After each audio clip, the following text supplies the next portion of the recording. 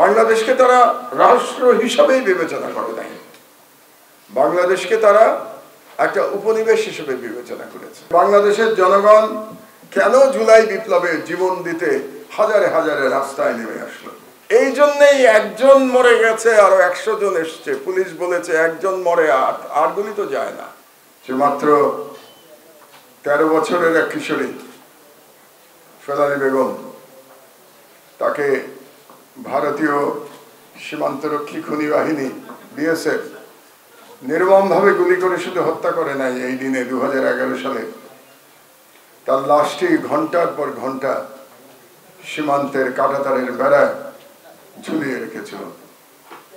এমন নির্মম ঘটনা আপনি একমাত্র ফিলিস্তিন ছাড়া পৃথিবীর আর কোথাও দেখতে পাবেন না।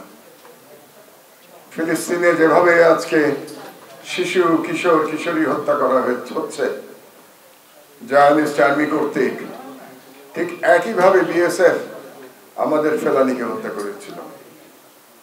আপনারা এখানে যারা উপস্থিত আছেন তারা সবাই বয়সে তরুণ, আপনাদের হয়তো সকলের মনেও নাই, কিন্তু ফেলানীর যে আইকনিক ছবিটি আপনারা এখন দেখেন, যেটা সারা বিশ্বে প্রচারিত হয়েছে, বাংলাদেশের পত্রিকার মধ্যে সর্বপ্রথম আমার দেশেই এই ছবিটি প্রকাশিত হয়েছিল 2011 সালে।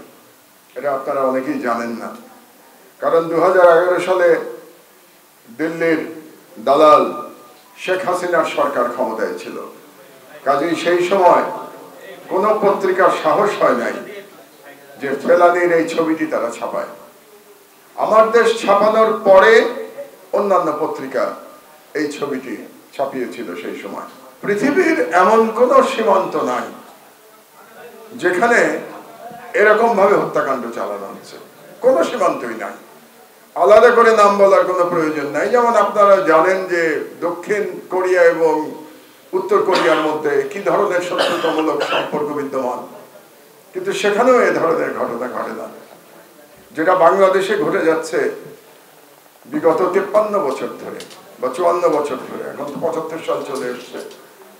সর্বত্রই সর্বদাই বিএসএফ বাংলাদেশের জনগণের জীবনকে কোনো মূল্য দেয় নাই। তারা বর্ডারে বাংলাদেশের জনগণকে পেয়েছে এবং গুলি করে মেরেছে। এবং আপনাদের জানা দরকার, সর্বক্ষেত্রে যে ভারতীয় ভূমিতে গুলি করা হয়েছে ব্যাপারটা কিন্তু সেরকম নয়। বহু ক্ষেত্রে বাংলাদেশের সীমানার মধ্যে গুলি করে হত্যা করা হয়েছে। তাহলে বাংলাদেশের মানুষের জীবনকে মূল্য দেওয়া হয় নাই। কারণটা হলো বাংলাদেশের জনগণের শুধু যে জীবনকে তারা মূল্যহীন মনে করেছে তাই নয়, বাংলাদেশকে তারা রাষ্ট্র হিসাবেই বিবেচনা করে নাই, বাংলাদেশকে তারা একটা উপনিবেশ হিসেবে বিবেচনা করেছে। এবং বাংলাদেশে শেখ হাসিনার শাসনের মাধ্যমে সেই উপনিবেশকে তারা পাকাপোক্ত করতে চেয়েছিল। এবং 15 বছরেরও কিছু দীর্ঘ সময় বাংলাদেশের রাষ্ট্রের কোনো মূল্য ছিল না, বাংলাদেশের জনগণের কোনো মূল্য ছিল না। কাজেই আমাদেরকে ফেলানীর মতো হত্যা করা গেছে। তবে ফেলানী মারা গেছে, কিন্তু ফেলানী একটা প্রতিবাদ স্বরূপ আমাদের সামনে আবির্ভূত হয়েছে, মরে গিয়েও।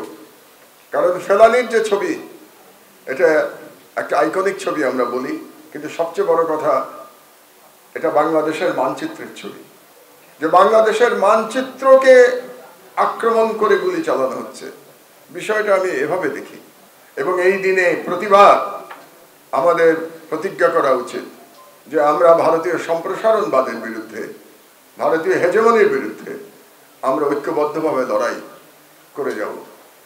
এবারের যে বিপ্লব, যে জুলাই বিপ্লব হয়ে গেল, আমি এটাকে বিপ্লব হিসেবেই দেখতে চাই এবং এখনো দেখতে চাই আমি বিপ্লব হিসেবে।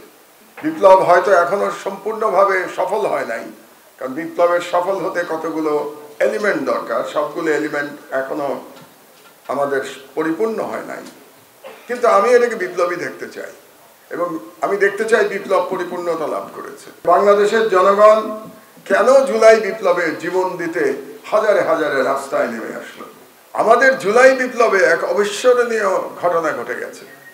এই ঘটনায় মানুষ জীবন দিয়েছে দেশের জন্য এবং ধর্মের কারণে।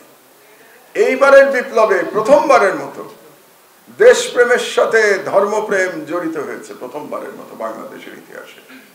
এই জন্যে এই বিপ্লবের একটা আলাদা ভিন্ন চরিত্র আছে। এই কারণেই এই বিপ্লবে সেকুলার যে বিশ্বাস করে, যে তরুণ সেকুলার আদর্শে বিশ্বাস করে, সে জীবন দিয়েছে। এই বিপ্লবে যে তরুণ ইসলামী আদর্শে বিশ্বাস করে, সে জীবন দিয়েছে। তার কারণ হচ্ছে যে ইসলামী আদর্শে জীবন দিয়েছে সেও দেশকে ভালোবাসে, কিন্তু তার মনে হয়েছে যে এই বেলার লড়াই শুধুমাত্র বাংলাদেশকে ফ্যাসিবাদ মুক্ত এবং ভারতীয় হেজিমনি মুক্ত করবার লড়াই নয়। এবারের লড়াই আমাদের, যেহেতু এই দেশের অধিকাংশ জনগোষ্ঠী ইসলাম ধর্ম বিশ্বাসী, এবারের লড়াই আমাদের ইমানের লড়াই। এইবারের লড়াই আমাদের দেশের ইসলামী চিন্তা চেতনাকে রক্ষা করবার লড়াই। এই ইসলামী চিন্তা চেতনাকে রক্ষা করবার জন্য কিন্তু লড়াইয়ের আগেও হয়েছে হেফাজতের মুভমেন্ট, আপনারা ভুলে যাবেন না এটা। যে লড়াইতে শাপলা চত্বরে অকাতরে জীবন দিয়েছিল, কিন্তু সেই লড়াইতে সেকুলার যে সেগমেন্ট সমাজের, তারা অংশগ্রহণ করে নাই। সেই লড়াইতে যে শহুরে মধ্যবিত্ত শ্রেণী, তারা অংশগ্রহণ করে নাই। তারা অংশগ্রহণ না করার কারণে ওই লড়াই ব্যর্থ হয়েছিল। এবারকার লড়াইয়ের তাৎপর্যটাই হচ্ছে যে এবারের লড়াইতে যেমন ইসলামী চেতনার মানুষ জীবন দিয়েছে, তরুণেরা, প্রধানত তরুণেরা জীবন দিয়েছে, এটা আমাদের স্বীকার করতে হবে। এমনকি আমি যদি 5 তারিখের কথাও বলি, 5 তারিখে মাদ্রাসার ছেলেরা লড়াই করছে যাত্রাবাড়িতে, সেখানে প্রধানত মাদ্রাসার ছেলেরা লড়াই করছে। আর এদিকে আবার চাংখারপুরে লড়াই করছে ঢাকা বিশ্ববিদ্যালয়ের ছেলেরা, উত্তরায় লড়াই করছে প্রাইভেট ইউনিভার্সিটির ছেলেরা। তো তার মানে এক অবিস্মরণীয় লড়াই, যেখানে দেশপ্রেম এবং ইসলামের জন্য প্রেম একাকার হয়ে গিয়েছিল। এই জন্যেই একজন মরে গেছে, আরো 100 জন এসছে। পুলিশ বলেছে একজন মরে, আর গুলি তো যায় না। কারণ এই যে মুহূর্তে আপনার মনে রাষ্ট্র বাঁচানোর ইচ্ছা এবং স্বাধীনতার যে স্পৃহা, মানুষের ফ্রিডম, এটার স্পৃহা এবং আপনার ধর্ম বাঁচানোর স্পৃহা এক হয়ে গিয়েছে, আপনি এক কি বলবো, যে মানে একেবারে আপনাকে আর পরাজিত করা যায় না, অপরাজেয় শক্তিতে পরিণত হয়েছে। এই জন্যেই ফ্যাসিবাদী শক্তির হাজারো বুলেট আপনাকে পরাজিত করতে পারে নাই।